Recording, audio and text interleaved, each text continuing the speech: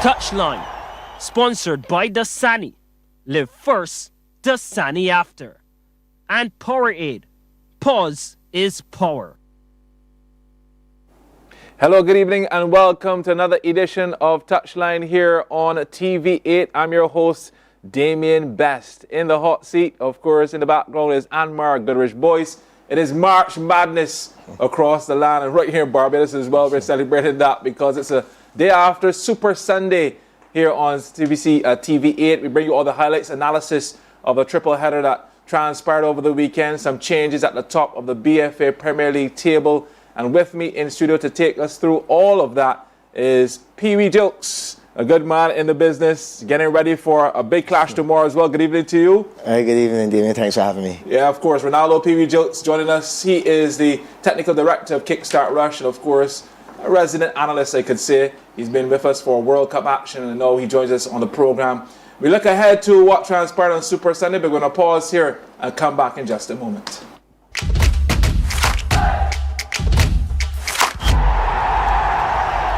TouchLine, sponsored by Dasani. Live first, Dasani after. And Powerade. Pause is power.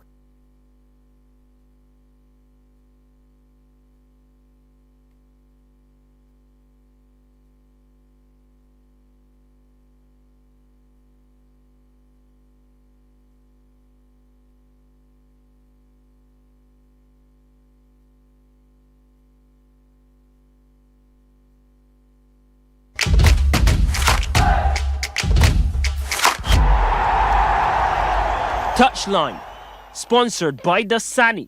Live first, Dasani after. And Powerade.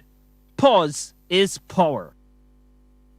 TouchLine continues here on TV8. Of course, we're taking a look back at what transpired over the weekend. It's straight into the highlights. First matchup featuring strugglers, Wharton taking on Bagatelle. Bagatelle with possession here. Neat 1-2, putting Torian Joseph in a one-on-one scenario. Comedy of errors. Joseph, a kid in a candy shop, 1-0 on 47 minutes. Full credit for the build-up to the second goal must be given to substitute Azuri Kamabach. A bit of trickery and the eventual pass at near post met by Joseph. Oh, how sweet it is on a Super Sunday. 2-0 Bagatelle. The only blemish on the overall performance was conceding a goal at the end. 90th minute, Wharton beat a weak offside trap, and Khalil Vanderpool Nurse, side-footed home, takes some shine off the scoreline. 2-1 victory though to Bagatelle over Wharton. Next up, Weymouth Wales in white versus Pride of Gall Hill. 8th minute, straight off the training ground and into reality. Rashad Smith on the volley, buried. That is one of the top goals of the season. 1-0 to the defending champions at halftime.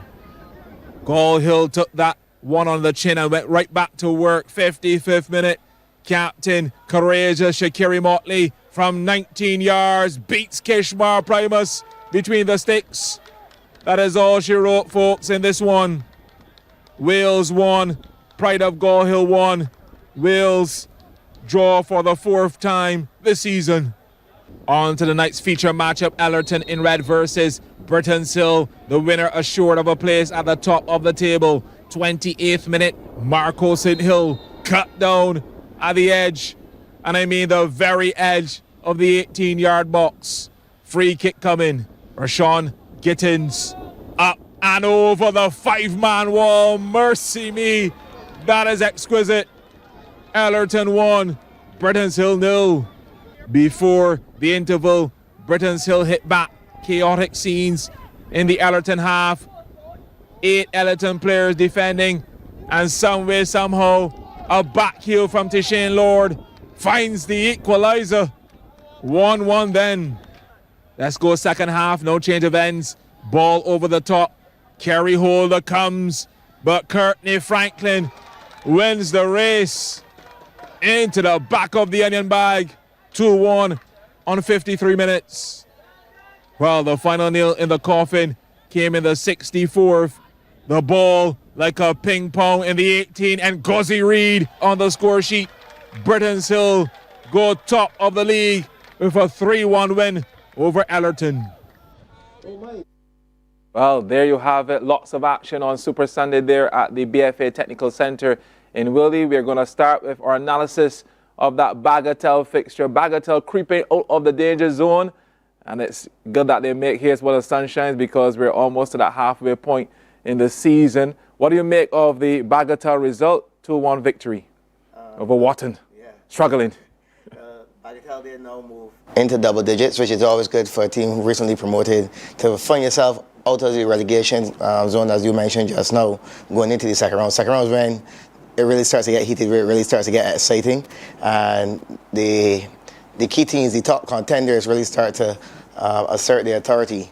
They didn't have, when we talk about teams at the top, Wharton isn't right now one of them. I think they actually sit rock bottom. Yeah, the cellar of the table without a point after 9 games, and that could be pretty tough. It means going into the second round, they'll have to be almost close to perfect. Nevertheless, they have a coach that I've worked with before, Marlon Hart, who's the assistant coach of the men's national team, and I'm sure as long as he gets the cooperation of his management team and the players, they have young Khalil Van der Poel back. I think he's now scored 3 goals in 2 matches if they could keep him fit. But it obviously shows that scoring goals isn't the problem right now. It's protecting the goal, keeping them out of the goal. So if they could, find a way to be a little bit more solid at the back, a little bit more formidable while defending, perhaps they could see themselves coming out there. But Bagatelle taking nothing away from them. I would have said this when Norman was on the show, that I think they show a lot of key qualities to compete at the Premier League level. The things that you want to compete. The teams that are around you or below you, you want to get maximum points, and the teams that are above you, if you could sneak away with a draw, at least you'll be doing pretty well.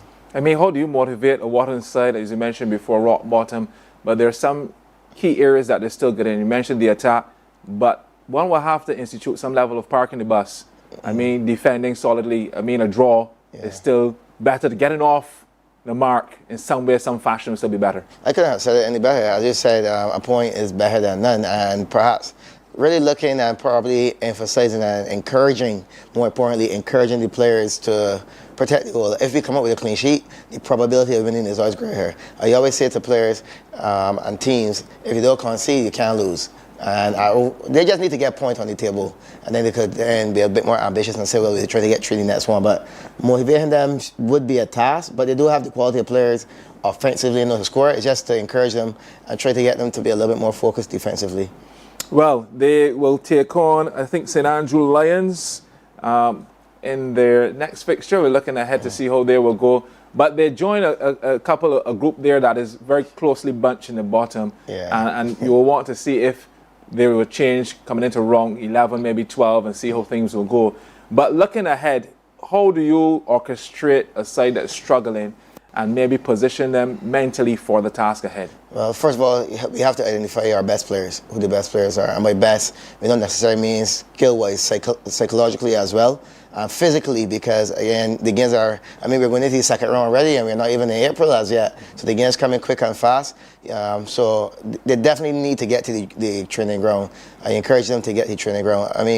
While I may benefit somewhat from having them below us and being able to play them and having them a bit demoralized, it's not good for the league, to be honest. And again, I value Marlon Hart as a coach. I think he's one of the young, bright young coaches within the league. And if you could get them up the table, causing a bit of a stir, because right now there's a stir at the top and a stir at the bottom. But if you could come out there and add some much needed quality to offer some friction amongst the big boys, that'd be good for the league. I'm looking forward to see what Bagatelle can do, and we see if Wharton can really get off the mark. That second fixture of the day, Weymouth Wales, the defending champions. Somebody said to me they're probably architects by now. A lot of drawing along the way. 4 draws for the season so far. But the defending champions, not to be taken lightly. It's only 9 rounds gone so far. So I look for them maybe to make some improvements in the second half. Not short of quality at all. The opening goal was spectacular. But again, never underestimate the pride of Gall Hill. Shaqiri Motley, a star player as well.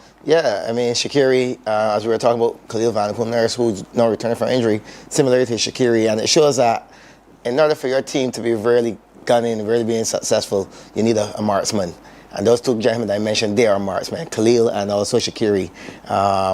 Wales, as you mentioned, Picasso-ish. A lot of draws, very uncharacteristic of them. Quality goal, the first one, and especially it was an early goal too. So when you saw that, you probably tell yourself, yeah, this is going to be a long night for God Hill. This game, and I don't know if they would have spoken to their new sponsor, which is Ear's Meat Shop. Fantastic, gentlemen. Yeah, Ear is a quality, I mean, he was a quality national player, but also a stalwart of the God Hill community. And this particular fixture is a historic one in Barbados football. Anyone who grew up watching football in the 90s or so, we'll tell you about God Hill versus Wales, Chung Grant versus Adrian Hall. You know, you had quality of players all across the pitch. So this game, I don't know if the God Hill players were motivated by being where they are in the table, or if one of the stalwarts or some of the icons of the club whisper something there and say, hey, this is one fixture we got to get something from. But it's good for the league. I mean, that you're seeing, not just for us as analysts, but I'm sure fans of the clubs and so on, they're relishing the fact that, hey, there are new kids on the block that are pushing Wales to the limit. I mean, you can't count them out yet. They're 9 on the games. And this is Weymouth Wales. Don't let us forget, I mean, the last 4 seasons, they've dominated. They went very, very far in the CONCACAF Championship. So we can't take them for granted. What I would say is, while they're down, all of us, and they say all of us in terms of other clubs, we've got to try to take advantage of where they are. Yeah, and Pride of God Hill, their first drawn match of the season, actually, this particular game. So that shows you the kind of stubbornness they produce in the fixture. Where do they go from here, this God Hill side? Because they've had an up and down season, but they're about just halfway in the table. So I believe that with a couple more score lines in the affirmative, they might change their season in the second half. Yeah, I think it's a very mixed team in terms of experience. You have some young players, and there's Rodarico Marquez, Premier student. He's about 17 years old. Then you have young Bellamy, Tarico Bellamy. He's also like 17. Yeah, and then you have some of the usual statesmen in the team, like Ronaldo Marquez, Kyle Ahley. These are guys who are they're about 35, 36, etc. So I guess it's just a case of making that right mesh and marriage amongst the players and identifying what the coaching staff really wants to achieve. The thing is that at the beginning of the season, you have to set clear, realistic objectives. And perhaps they're recognizing that, you know, they're a team in transition, or a team that's now trying to gel again. Because don't let's forget, God Hill have been out to the Premier League. They only returned last season. So it might be a case that they're saying, hey, well, we want to finish within the top 5, top 4. So not trying to be overly ambitious, but if they could definitely start to get some wins under the belt, because as you mentioned before, they were either winning or losing, no draws. So going into the second round where it's business time, a draw is as good as a win in some instances. Most definitely. But you can't fault Wales for that fixture as well. They tried their very best. They sent on Armando Sugar Lashley in the second half. Jonte James went on at one point. So they were going for the jugular. They knew they needed at least to close the gap a little bit at the top. I mean, they're only about 2 wins off of really transforming the season. So with all the firepower, tactically, do you think they went wrong? You mentioned some names there that could start in any team, and I think that's where Wales have their luxury, you know, having these players that they could call all players with national and international experience. I think perhaps it's just identifying the right synergy of players, because they have so many options, and as you know, the old Bajan adage says, too many cooks spoil the broth. There are so many players of quality, but football is one of those things of chemistry. And if you have all the top players, but not the right players, you will never get that synergy. And I think we're still kind of like figuring it out, because they have, and let's not forget, they're missing their talisman in Hayden Holligan. And it sounds like a Real Madrid problem. When you see a Real Madrid side, you see all the top stars, folks, you know, and how do you orchestrate that? Yeah, you just got to identify which players give you the qualities that the team needs, because you may not, like, all right, we use Real Madrid as an example. You might have all speedsters. You might got Vinny, Mbappe, Rodrigo, all players who will be very, very useful and effective in wide areas. And you might actually need a centre forward, you know, that could finish off where they go down the line with speed, square the ball back and tap it. You might need a real old-fashioned number 9 player to link up the play. So similarly to, as you mentioned, Real Madrid, Wales might be looking at identifying that right combination, but nevertheless, they will always get. I mean, when you look there at the goal that they scored, that's Rashad Smith, who plays that right back, who was employed in midfield. So they do have the quality. It's just about finding the right mix. Yeah, fantastic. Wales play Bagatelle next Tuesday. That is going to be an interesting one. Norman Ford, if you're watching, I'm sure you're preparing. You've got the schematics out. You're looking at all the combinations for that one. That should be key. Yeah, and the thing is that he's an experienced guy, and as a player coming through the league, I know being at the helm, and by him I mean Norman, being at the helm for Bagatelle, I'm sure he'll be emphasizing to them that this second round was really mattered. All of what you did before, that's just, optics. Now is the real meat of the man. Now is where you really have to stand your ground and show that you deserve to bring the Premier League. 2 teams go down, right? But there are going to be at least 4 teams battling. Remember last year, we went on to the final day between Wharton and Deacons. And that game offered a little bit more interest than the talk, because the talk had wrapped up, I think, with 2 or 3 games left. So not neglecting what's happening at the top, but the bottom is equally interesting. Oh, yeah, definitely. And another interesting fixture, the nightcapper, big clash. Ellerton taking on Brittonsill. Brittonsill coming out 3-1 victors. Fantastic performance by Fabian Wharton and company. They've got some key players in there. Courtney Franklin having a fantastic season.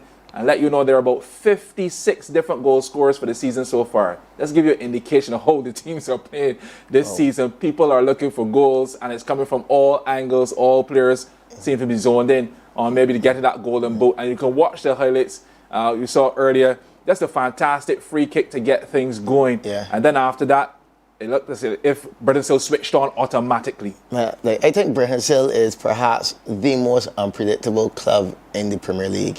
You can never tell them. You don't know, when they're good, they're good. When they're off, they're very terrible. But the last couple of games, and I think, again, you mentioned manager Fabian Wharton just now. I think he did some excellent scouting, because this guy Franklin is a player.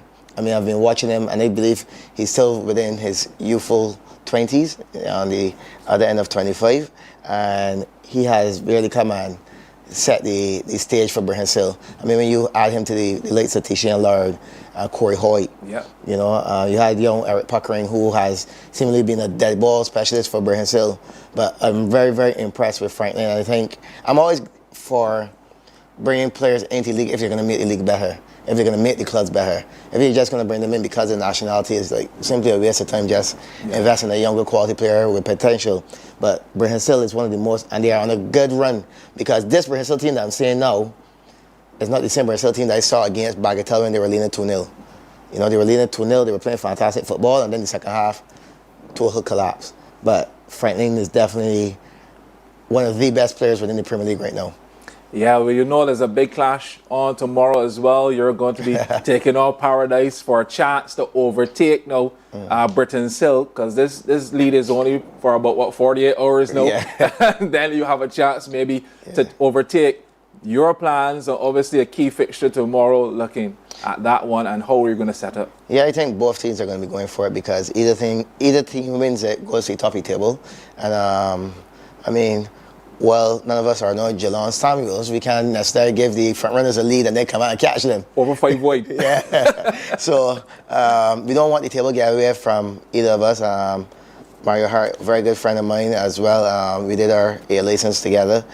We always having conversation, but obviously tomorrow going to be a case of chess on the touchline, because we both want. Maybe we have players on both teams who would have represented either club before. So this is going to be, I think, since my tenure as coach at Kickstart in the Premier League, I've not faced an opponent. I think probably the opponent I faced the most. Whether it's League, Champions Cup, Prime Minister Cup, I always seem to play a Paradise. So I think we've developed somewhat of a rivalry between ourselves. Again, respectfully, so we see each other as rivals and not enemies. So we bring out the best of each other. So tomorrow game, I could encourage the supporters, the spectators, everyone to come out and watch a good game of football. We could definitely guarantee you it'll be a good game of football. Mm-hmm. So does this season feel like the season that we're really going to go right down to the wire? Because from all indications, nobody's afraid of any opponent. We spoke about Wales. We look at how Paradise have retooled and come this season. Yourself have been consistent. I mean, is this the season? Yeah. Go down the history books. Yeah, and I believe one of the particular factors that influenced my opinion on it is that a lot of the clubs have bright young players coming through. I mean, when you look at it, players from 15 to 20 or 21. If I look at my club in particular, you have young Jamarco Johnson, Kimani Trotman, Kamari Johnson. We know Caleb Blank. None of those players are 19 years old yet. You look at the Paradise team. You have Thiago Barrow, who would have just represented the under-17 national team. There's also Ramsey that I would have seen coming through the ranks at QC. Right. Rashawn Speedy Giggins is still relatively young. You saw him scoring a free kick there. Corey Hoyt, still very young. Yep. So you have all these other clubs who are challenging for the title. I'm sure I missed a couple other young players because there's young Akil Kamabach from Bagatelle as well that I've been watching. So you have these young players that are coming through now and they are now comfortable and they are fearless. Right. Before, even for me, I admit it, when they go, while I was playing for Notre Dame and they step on the field and say, you're playing against normal forward. Like, you're a little starstruck, you're a little intimidated, but no, these kids all right, Romario Herwood, Hayden Holligan, all right, I can show you that I can play too. Yeah, I can show you that I deserve to be out here. They're a lot more fearless and confident now. Some of them a little arrogant, but yeah, you need that little chip on your shoulder to compete. Right. So we're seeing a lot of young players who want to impress, and I think a lot of that is credit to coach of the CMS national team, Kent Hall, for having that objective and giving young players a chance as long as they are ready and willing and they are physically prepared. So the young players have been the one to really set the standard for this year's Premier League. Right, fantastic. Great to have you in the studio giving us full analysis. This is time for us to take a break here on TouchLine. When we come back, we go straight into Link Up.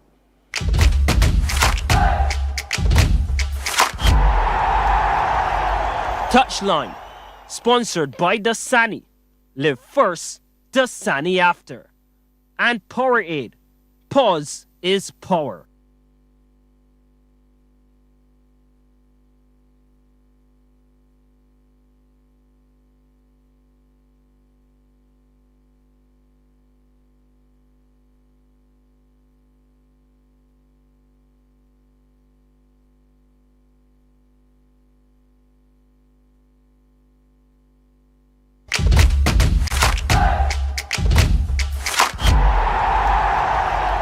TouchLine, sponsored by Dasani.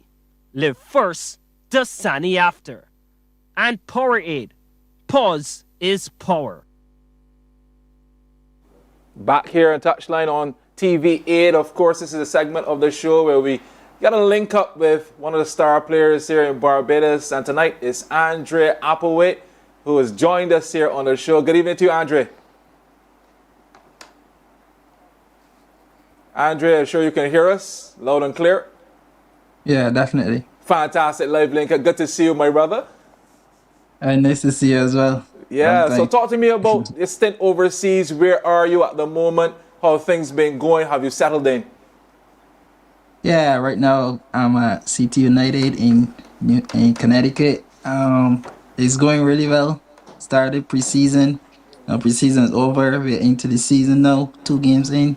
And it's going pretty well.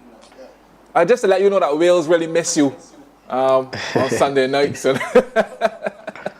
But I'm glad that you've got the stint. What have you seen so far overseas that you maybe want to transfer into your own game and try to improve yourself? Yeah, it's just the speed of play, the intensity. You always got to be locked in. From the time you start, you got to be focused from the beginning, straight through. And what inspires you, Andre? What do you take into each game? What's your mental state? Yeah, it's just to focus, lock in, and always try to do my best for the team. I try to improve as well. A little glimpse at your football career. How did you get into the sport, and what are your ambitions in the sport? It started at 11 years old. Assistant coach Marlon Hart is who really got me into football. Although my father played in his earlier days, Marlon Hart is who got me into football, and it's just to take it to the highest level it possibly can. Yeah, brilliant. Andre, you were outstanding in the Prime Minister's Cup, and great to see that you're overseas flying the Barbados flag high. What have the guys been telling you about Barbados in particular? I mean, what do you pass on to the guys, about Barbados? Yeah, it's just from the time I got over here, the guys were telling me that, they're seeing my Instagram stories, seeing me on the beach every minute, and they would love to be there. Yeah, so That's brilliant. You're an ambassador now. Yeah, definitely. Well, we want to say thank you so much for joining us on Link Up for a quick chat. What's your next assignment? Game against Philadelphia Union 2 on Sunday. Oh, my. Congratulations on your progress in football, and we wish you all the very best coming up. We're going to stay in contact with you. Thanks so much for joining us here on TouchLine. Thank you, man. I appreciate it. Yes. Blessings to you. That's Andre Applewhite there joining us live on TouchLine. A little different this week. We're going to go straight into our goal of the week. It was fantastic. Take a look.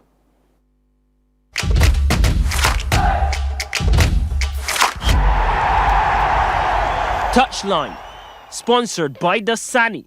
Live first, Dasani after. And Powerade. Pause is power. Weymouth Wales in white versus Pride of Gall Hill. 8th minute straight off the training ground and into reality. Rashad Smith on the volley. Buried.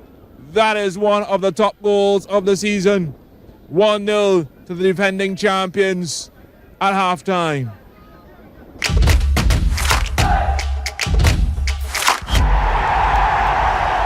TouchLine, sponsored by Dasani.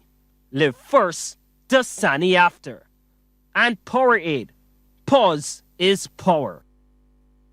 Yeah, there you have it. Our goal of the week on the volley there.